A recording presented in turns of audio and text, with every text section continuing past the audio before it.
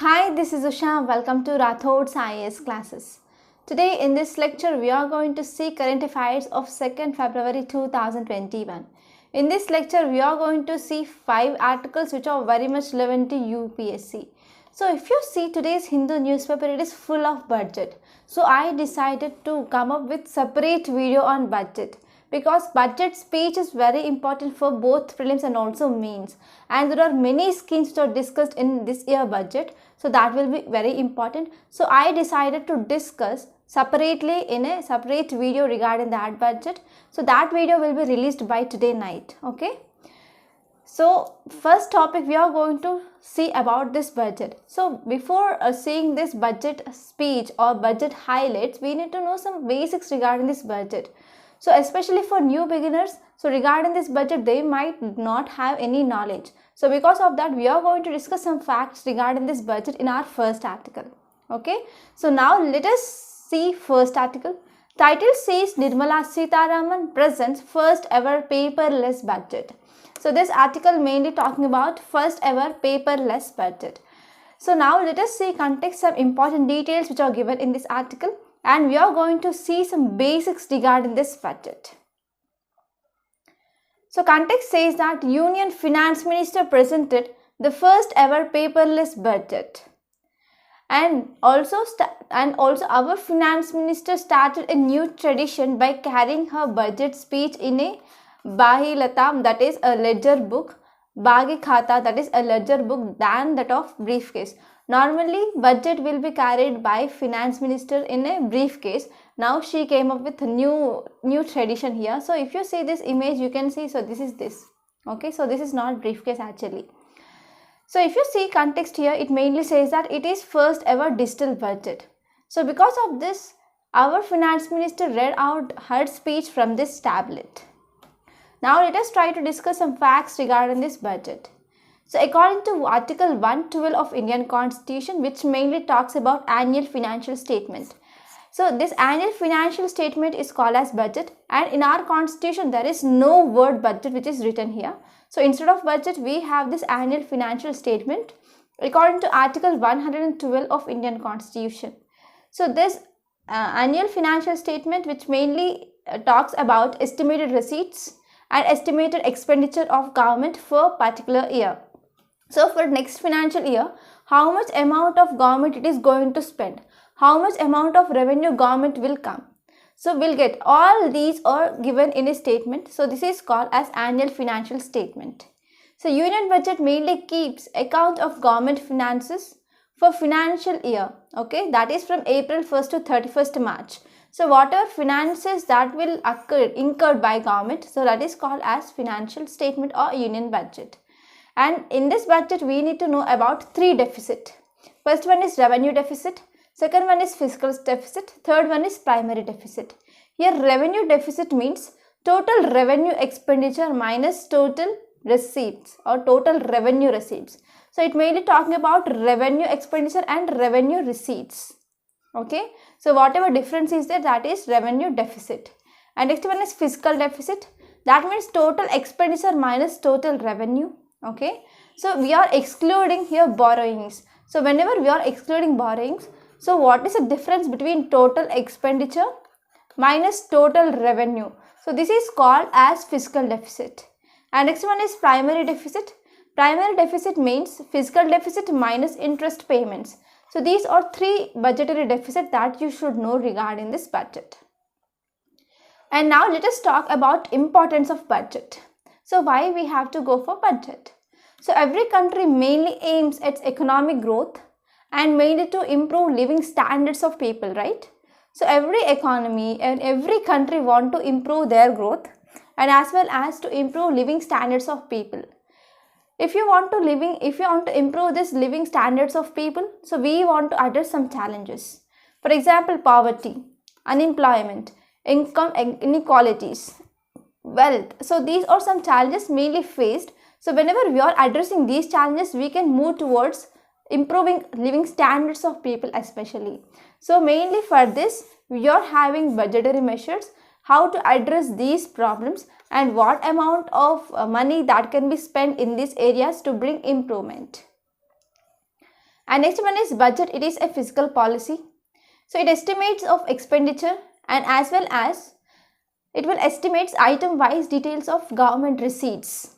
Okay, and this will also indicate sources from where government intends to get money mainly to finance their expenditure. So it is very important to achieve objectives of country. So these are some importance of this budget. And now let us see important topic here, that is components of budget.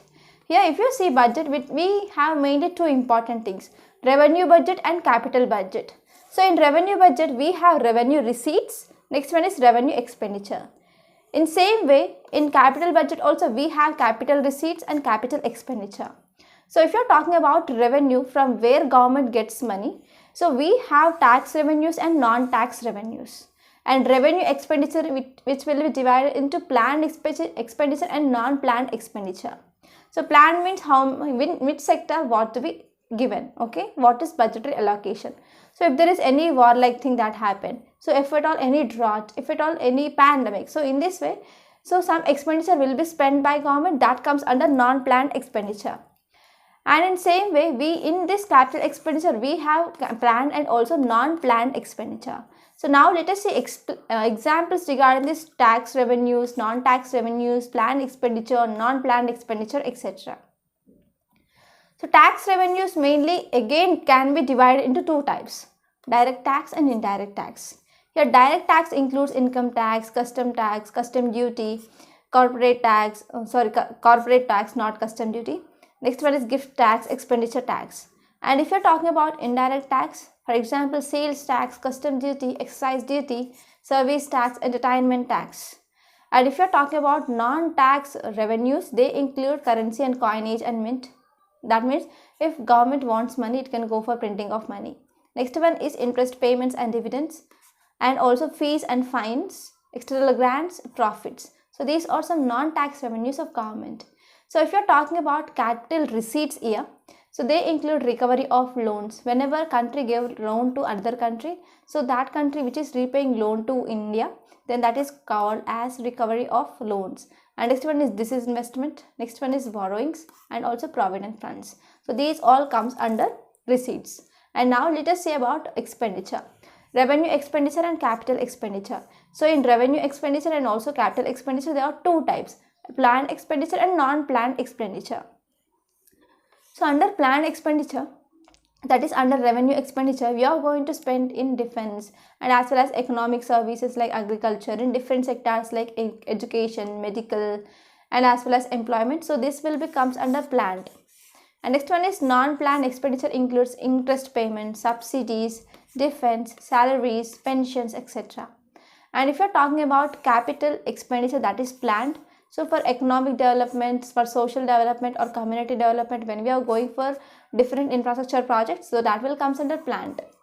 So under non-planned, whenever we are giving some loans and advances to other countries for the development of projects like hydroelectricity project or nuclear plants, etc., then that will comes under non-planned capital expenditure. Okay, so these are some important basics that you need to know before starting this budget. And now let us see next article. Title says Pillar of Blood, Megalith seeks attention. So this article mainly focusing on megalith. So if you are students of anthropology, so you have syllabus, if you see in your syllabus there is a topic that is megalith. And even megalith also comes under part of your art and culture also. So now let us discuss this article in great detail. So context says that every summer stone pillar that changes its color to red. So because of this there is attention that had regarding this megalith. So where is this megalith located? This megalith located in state of Telangana. So detail says that every summer Nalgonda features among hottest district in state. So some residents of this Padurivari Gudam village known for anniversary time of its own landmarks. So one of important landmark of that village is Netturu Stambam. It is also called as Pillar of Blood. So if you see some details of that Pillar of Blood, it mainly belongs to megalith age or iron age. So height of this pillar is 11 foot high and it was planted 6 feet below the earth. and it is mainly changing color in especially summer season because of mineral composition of that stone. So these are some facts regarding that stone. And if you see some facts regarding this megalith, so what is meaning of megalith? Megalith means large stone.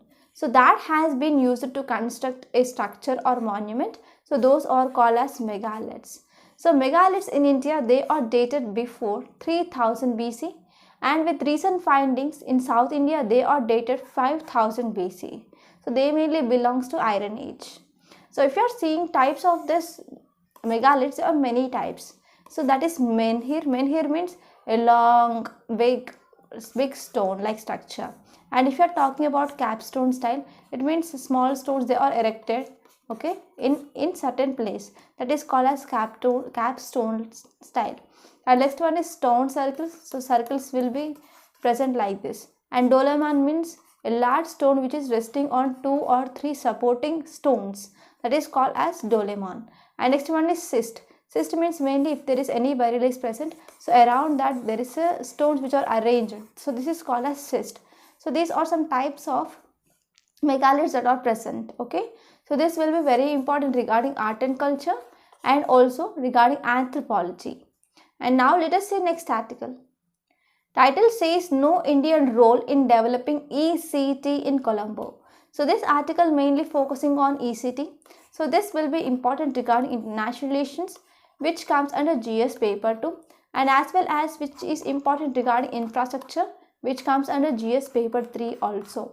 So now let us try to talk about what is context and what are some important details, and as well as some facts regarding this ECT and how it is important for India. So ECT mainly stands for East Container Terminal. So context says that Prime Minister of Sri Lanka announced that operation of these terminals would be done 100% by Sri Lanka's Port Authority. So there is no involvement of India regarding this East Container Terminal. So why this decision taken by Prime Minister of Sri Lanka? Because foreign company did not agree to progress, which is proposals which are made by committee. A committee was formed by Sri Lankan Prime Minister, and this committee came up with proposals. So to these proposals, India and Japan, they did not accept it. So because of this, now they are going for operation of these terminals 100% by Sri Lankan Port Authority. If you see some background regarding this East Container Terminal, so in 2019 agreement between India, Japan and Sri Lanka they signed. So it is called as three-party agreement. Mainly this agreement to develop this strategic East Container Terminal in Colombo Port. So regarding this memorandum of commitment that signed between India, Japan and Sri Lanka. So according to this memorandum, it says that 51% of stake that comes from Sri Lankan Port Authority and about 49% of stake from India and Japan. So these are some background regarding this agreement between India, Japan and Sri Lanka regarding this East Container Terminal. And next one is facts.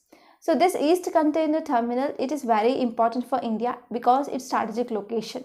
So it is located some 3 kilometers away from China-backed international financial city that is called as Port City in Sri Lanka. So because of this, mainly to counter China, this is very important.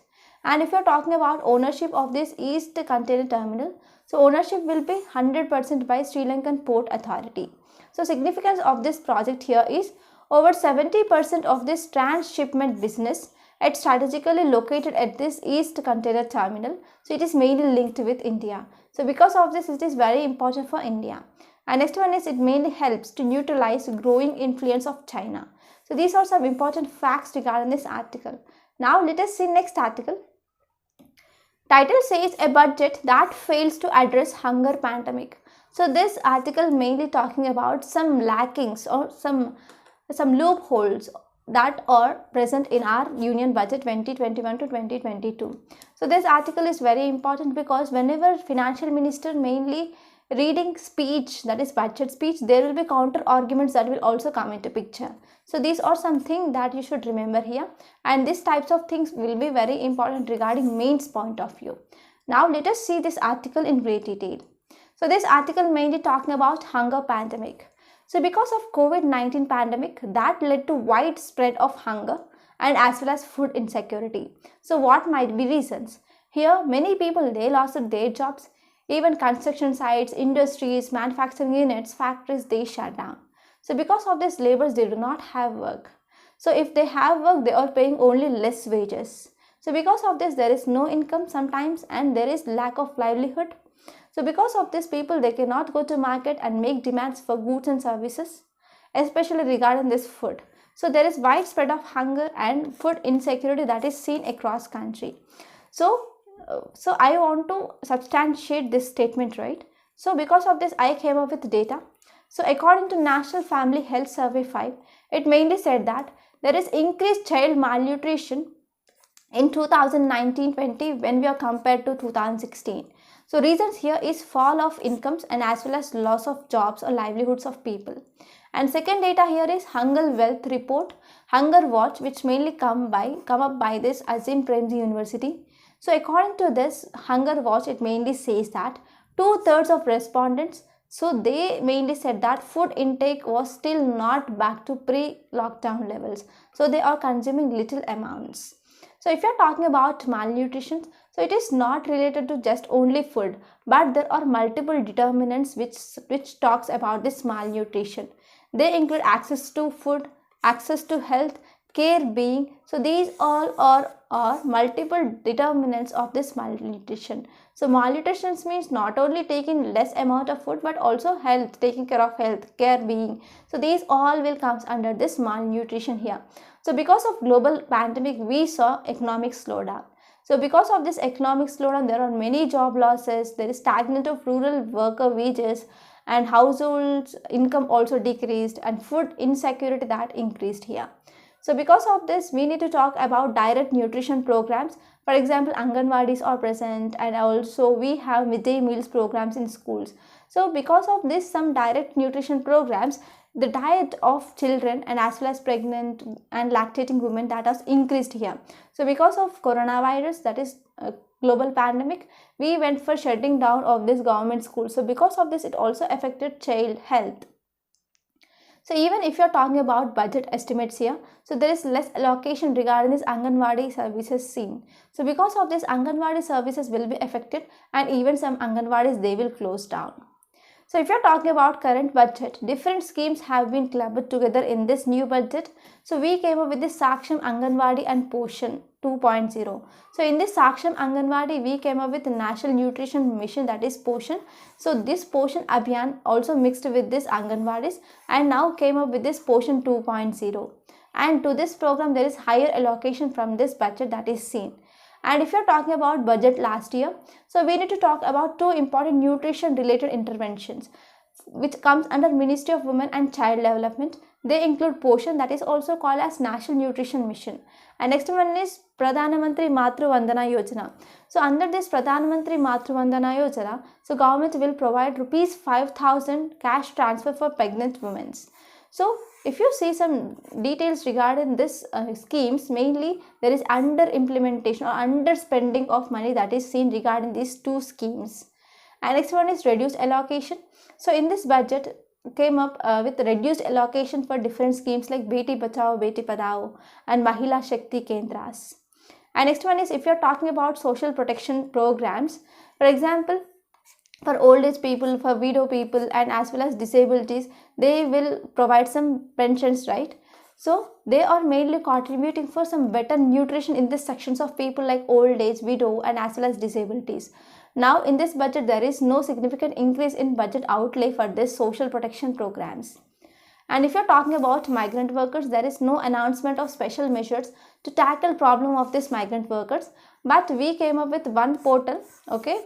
And next one is we also come up with this One Nation One Ration card scheme in this new budget, but it is not taken off in almost all states because of some complications in this One Nation One Ration. And if you're talking about food subsidy, so this year budget increased this food subsidy by 3 times, but it does not reflect higher distribution of grains to vulnerable, but it reflects regarding correction in budget. So mainly government, it is paying money for FCI, Food Corporation of India. And if you're talking about health budgets, it is not being increased. So if you see from last 2013 to 14, we have budget of 1.2 to 1.5% of budget in health sector. but now we increase it to just 1.8%. So this 0.3% increase in this budget regarding this health, mainly for purchasing of this COVID-19 vaccination here.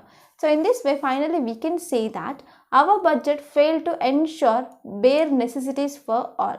So this is gist of this article. And now let us see next article. Title says a promising budget with few disappointments. So this article mainly focused on what we achieved in last year and what we are going to see in this year.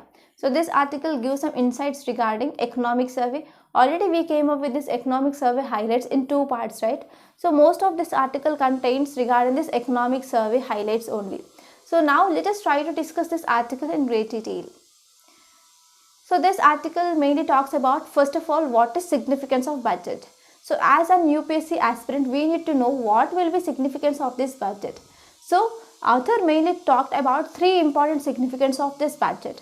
First one is it mainly delivers balance sheet of government, and also it informs about what happened in past year and what is proposed to be done in next year. So before this budget speech or introducing budget here, Finance Minister also talks about what are achievements that had in last year and what they are expecting in next year. Okay, so that is first thing. So it mainly delivers balance sheet of government, and also it informs about what happened in past year and what is proposed to be done in next year. So these all things will be present in union budget. So because of this, it is first significance. And second one is it provides reform signals on which economic agents place their expectations. So it mainly says that in this sector, for example, let us take an education example, we can take health, industry, services, etc. Here in this budget, it mainly says that in education we are providing so and so amount. So this will helps like this. So in health sectors we are allocating so and so resources here. So it will be helpful like this. So in this way, it provides some reform signals on which economic agents place their expectations. So in which area we can expect growth. So this is also one important significance. And next one is it also shapes macroeconomic environment here. So because of increasing spending or because of spending in so and so sector, what impact that is seen in those macroeconomics. So in this way also it will provide some shape regarding this macroeconomic environment. So if you are talking about Union Budget 21 to 22, if it is effectively implemented, if it is effectively implemented according to the promises, then it will help for revival of our economy faster, because we can move towards higher growth trajectory. So when we are implementing whatever it is said in our budget speech by our finance minister, so whenever we are following those, absolutely we can see there will be faster growth in our economy. So why we can expect faster growth? Because in this budget it mainly addresses immediate requirements and also increased infrastructure spending and took reforms in critical areas. For example, NIP, National Infrastructure Pipeline, and also it tried to address about immediate requirements, and also it took some reforms in critical areas. So because of this, we can expect faster growth in our economy. So if you're talking about economic survey, so this year economic survey also focus something on budget. So we need to have counter-cyclic fiscal policy. So in economic survey, we already talked about what is this counter-cyclic fiscal policy.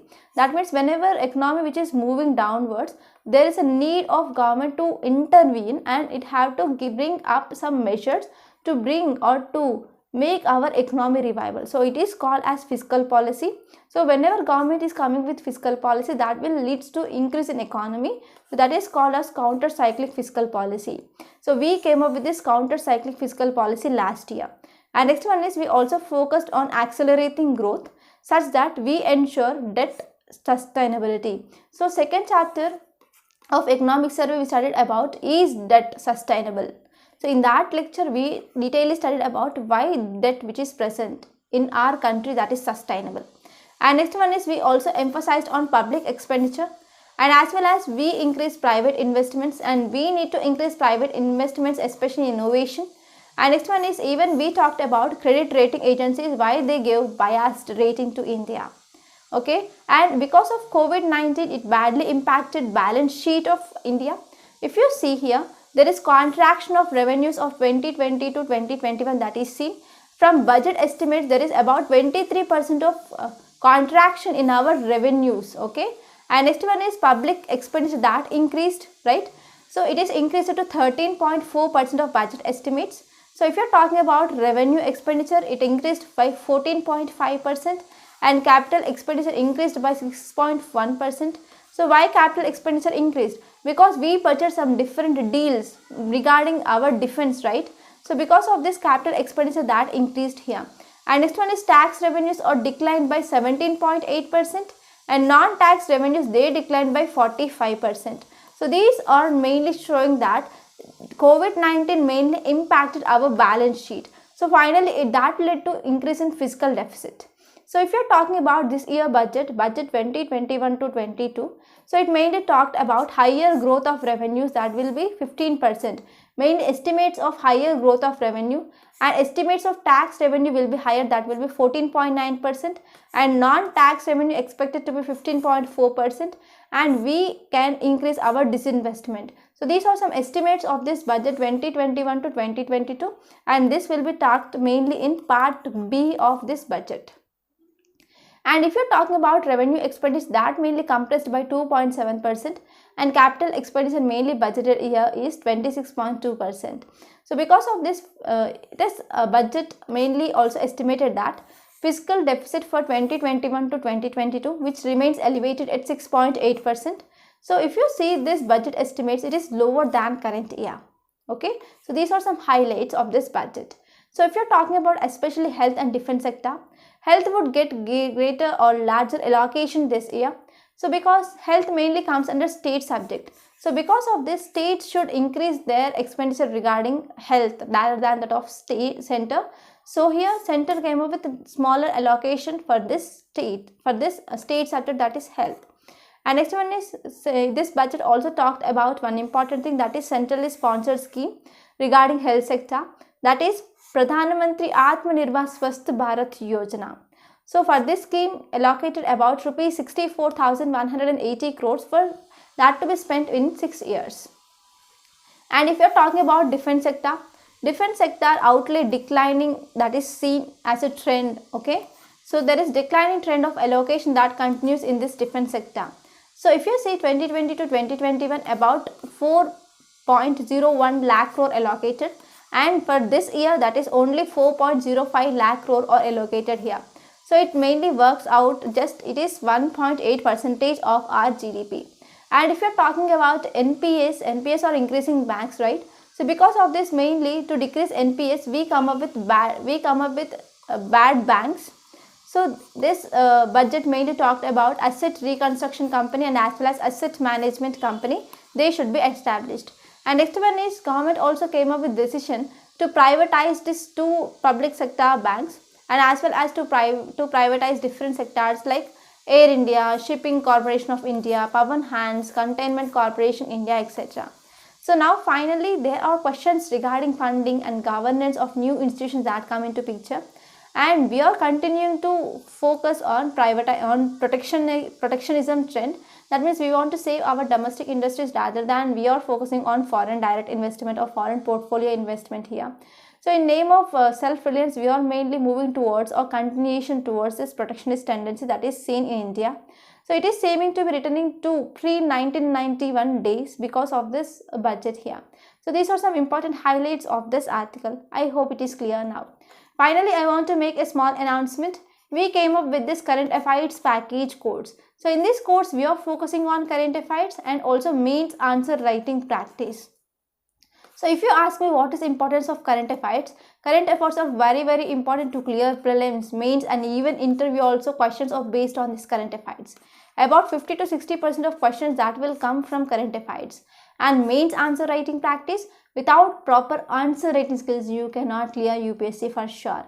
So when you started preparation on day 1 onwards, you need to focus on writing practice also. And in this course, you are also providing prelims practice questions. So that will be very helpful to understand standards of UPSC, and also we are providing video solutions. So in this way, what is the demand of UPSC? So that demand is exactly taken in this current affairs package course. So please don't take this course as a choice. Try to join this course as soon as possible and achieve your goal of clearing UPSC. So by this we are concluding today. I hope you enjoyed this lecture. Please subscribe to my channel and don't forget to like, share and comment my videos. And don't forget to join this current affairs package course. Thank you so much.